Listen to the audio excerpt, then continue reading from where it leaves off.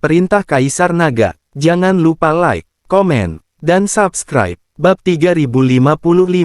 Haha, kesombonganmu konyol, kamu pikir kamu siapa? Bahkan jika aku berdiri di sini dan kamu memukulku, kamu tidak akan bisa menyakitiku. Huosa berteriak dengan dingin, sepertinya tidak peduli. Tapi dia melakukan serangan balik, sambil mundur diam-diam, menjauhkan diri dari Dev. Keadaan Dev sangat aneh, dia jelas berada di peringkat kelima dari alam tubuh komposit, tetapi aura yang dipancarkannya sama kuatnya dengan peringkat ke-9 dari alam tubuh komposit. Perubahan mendadak ini membuat Huosa meragukan Dev, jadi dia menjadi lebih berhati-hati. Kamu tidak sombong seperti kelihatannya, dan kamu dianggap tenang, tetapi tidak ada gunanya tidak peduli seberapa jauh kamu berlari. Kamu menyakiti Nona Gao, jadi kamu mati. Dev terlihat dingin, dan matanya penuh pembunuhan. Makna, Huosa harus mati. Dev menyingkirkan pedang pembunuh naga, lalu mengangkat tangannya tinggi-tinggi, dan dunia langsung menjadi gelap.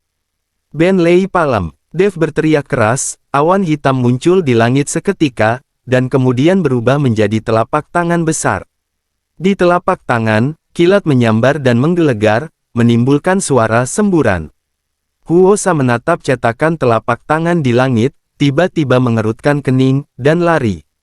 Sangat disayangkan Thunderbolt Palem jatuh dan mendarat langsung di tubuh Huosa. Booming. Dalam sekejap, cetakan telapak tangan besar muncul di tanah, dan tubuh Huosa tercetak dalam di dalamnya. Bang, bang, bang. Telapak petir terus jatuh dari langit, dan menamparkan Huosa dengan keras. Pada akhirnya, tubuh Huosa dipaksa masuk ke tanah lebih dari 10 meter oleh telapak petir. Huosa hanya merasa bahwa semua tulang di tubuhnya patah, dan darah mengalir keluar dari mulutnya. Matanya penuh kepanikan, dia tidak pernah menyangka bahwa Thunderbolt Palem milik Dev akan begitu kuat. Setelah banyak usaha, Huosa perlahan merangkak keluar dari lubang yang dalam. Tapi begitu dia kembali ke tanah, dia melihat Dev menatapnya dengan pedang pembunuh naga di tangannya. Pedang pembunuh naga tiba-tiba terangkat. Kemudian, Dev menutup matanya. Napas seluas laut meletus dengan ganas. Bersenandung, sejumlah besar kekuatan spiritual dicurahkan, mengalir ke pedang panjang di sepanjang lengan, menyebabkan pedang naga tiba-tiba bergetar dan keras. Seni pedang 9 bayangan. Teriak Dev keras, mengingat pedang yang mengejutkan bahwa leluhur klan pemurnian tubuh kuno menggunakan tubuhnya sendiri untuk menebas. Dev juga ingin mencobanya, untuk melihat bagaimana dia akan melakukan trik ini. Segera, hantu tiba-tiba muncul di kehampaan, berdiri di belakang Dev. Mereka memegang pedang panjang dan pakaian mereka berkibar, seperti Dev. 7 klon meletus dengan aura yang sama dengan Dev. Cok! Teriak Dev dengan marah, dan pedang pembunuh naga diarahkan ke Huosa dalam sekejap, dan pedang panjang di tangan semua klon disapu, dan mereka semua menunjuk ke arah Huosa. Beberapa tarikan napas ditujukan ke satu orang, momentum semacam itu seperti gunung yang menekan bagian atas, dan tsunami mendekat, menembus tubuh Huosa dalam sekejap mata. Bagaimana mungkin? Bagaimana mungkin? Mata Huosa robek. Dia hanya merasakan kulit kepalanya kesemutan, dan rasa krisis yang kuat muncul, dan dia bahkan tidak berani memikirkan perlawanan. Lari, aku tidak bisa menangkap pedang ini. Jika aku mengambilnya, aku pasti akan mati. Huosa melepaskan harga dirinya dan harga dirinya di bawah tatapan kaget semua orang, berbalik dan berlari kembali. Dia tahu bahwa dia tidak dapat mengambil pedang ini bagaimanapun caranya. 10 telapak tangan barusan hampir membunuhnya, bagaimana dia bisa mengambil pedang yang mengerikan ini? Tapi, ketika Huosa lari ratusan meter jauhnya, Dev tiba-tiba membuka matanya, dan ada cahaya dingin di dalamnya. Pedang pembunuh naga meledak dengan 3 cahaya pedang. Bang! Pedang panjang di tangan para avatar ini sudah siap untuk digunakan, dan pada saat ini mereka terbang tiba-tiba, seperti guntur yang keluar dari dunia, dan langsung menuju ke api. Adegan itu sangat besar. 10 sinar pedang melesat melintasi kehampaan seperti bintang jatuh, langsung menuju Huosa. Melihat bahwa dia tidak bisa melarikan diri, Huosa meraung dengan enggan, menggunakan api untuk membentuk perisai di sekujur tubuhnya. Bab 3056.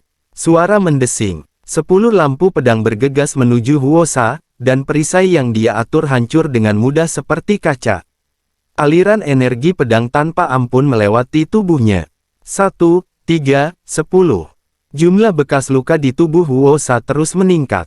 Pada akhirnya, tubuh Huosa dipotong menjadi banyak potongan, dan bahkan roh primordial juga dipotong-potong. Syok tertulis di wajah semua orang. Untuk sesaat, tidak ada suara, hanya suara pecahan Huoxia yang jatuh ke tanah. 10 telapak tangan, 10 pedang. Dev menepati janjinya dengan tindakan nyata.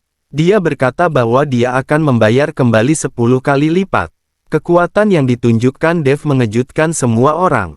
Khusus untuk persepsi ilmu pedang Ben Lei Zhang dan 9 bayangan, dia memang telah belajar banyak dari leluhur klan pelatihan tubuh kuno. Tuan Dev, ayo pergi. Yi He melangkah maju dan berkata kepada Dev, aku belum bisa kembali. Karena 5 elemen iblis surgawi dicegat dan dibunuh secara terpisah, aku khawatir pembudidaya biasa lainnya juga dalam bahaya. Kata Dev dengan sedikit cemberut. Itu hanya pembudidaya biasa, tidak peduli apa yang mereka lakukan. Di dunia surga dan bumi ini, ada pembunuhan setiap hari. Jika Tuan Dev peduli, dia tidak akan bisa mengelolanya. Yi He membujuk Dev. Tanda seru. Jika orang lain membunuh, aku tidak peduli, tapi aku akan mengurus 5 elemen setan surgawi ini. Mata Dev penuh dengan niat membunuh. Ketika mereka berada di tanah harta karun, Dev masih ingat bahwa iblis surgawi 5 elemen mengejar dan membunuh mereka. Melihat ini, Yi He tidak mencoba membujuknya lagi, apapun yang ingin dilakukan Dev, ayo lakukan. Dia mengikuti di belakang, selama Dev dalam bahaya, dia akan menyerang. Kalau begitu ayo cepat pergi. Melihat bahwa Yi He tidak berbicara, Dev dengan cepat menuju ke arah lain dari ujung utara. Kesadaran spiritual Dev terus memperluas perhitungannya ke sekitarnya, dan bahkan memperluas perhitungannya hingga beberapa mil jauhnya. Pada saat ini Dev seperti radar yang bergerak, meskipun jaraknya beberapa mil, dia dapat melihatnya dengan jelas. Segera, Dev tiba-tiba berhenti, sedikit mengernyit, dan kemudian tiba-tiba bergegas ke arah barat daya. Melihat ini, Yi He dan yang lainnya buru-buru mengikuti. Saat Dev dan yang lainnya terus mendekat, suara perkelahian dan lolongan terdengar di telinga mereka. Dari selusin pembudidaya biasa, tidak banyak yang tersisa yang dibantai oleh Musa itu. Jika bukan karena keinginan Musa untuk memainkan Mokech Amaus, para pembudidaya biasa ini pasti sudah lama mati. Lari cepat, jika kamu tidak lari, kamu akan mati, kata Musa kepada beberapa kultivator biasa yang tersisa. Tapi kultivator biasa ini penuh luka, dan mereka sudah terengah-engah karena kelelahan, dan mereka bahkan tidak punya tenaga untuk lari. Kamu bisa membunuh atau memotong apapun yang kamu mau, bagaimanapun juga, aku tidak bisa melarikan diri. Yuan Bao terbaring di tanah. Wajahnya pucat pasi, dia tahu dia akan mati, jadi dia tidak ingin melarikan diri. Jangan lari, jangan lari.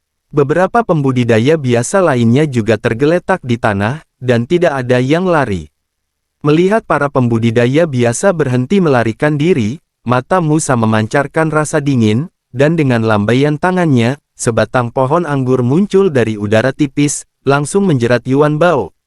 Yuan Bao ditangkap di udara oleh tanaman merambat, dan terus bergetar dengan kuat, dan tanaman merambat semakin terjalin, membuat Yuan Bao sulit bernapas, dan tulang-tulang di tubuhnya terdengar berderak. Lari atau tidak, jika kamu tidak lari, aku akan mencekikmu sampai mati, kata Musa pada Yuan Bao. Yuan Bao menggertakkan giginya, jelas membawanya sampai akhir, bahkan jika dia berlari, dia akan kelelahan, lebih baik kelelahan sampai mati. Melihat sikap Yuan Bao, Musa benar-benar marah. Kekuatan keterikatan pohon anggur meningkat lagi, dan Yuan Bao tiba-tiba memuntahkan seteguk darah. Tulang rusuk mulai patah di bawah belitan tanaman merambat. Rasa sakit yang parah membuat Yuan Bao berkeringat deras, tapi dia tidak bersuara. Mengetahui bahwa dia sudah mati, Yuan Bao tidak ingin membiarkan dirinya mati sia-sia. Bersambung.